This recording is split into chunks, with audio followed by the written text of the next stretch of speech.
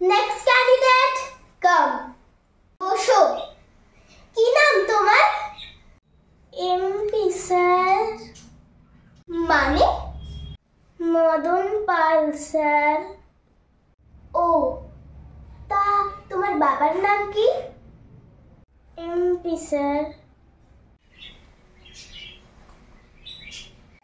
মানে মোহন পাল স্যার। শিক্ষাগত যোগ্যতা তোমার কত দূর? MP sir. কি জ্বালা, এর মানে আবার কি?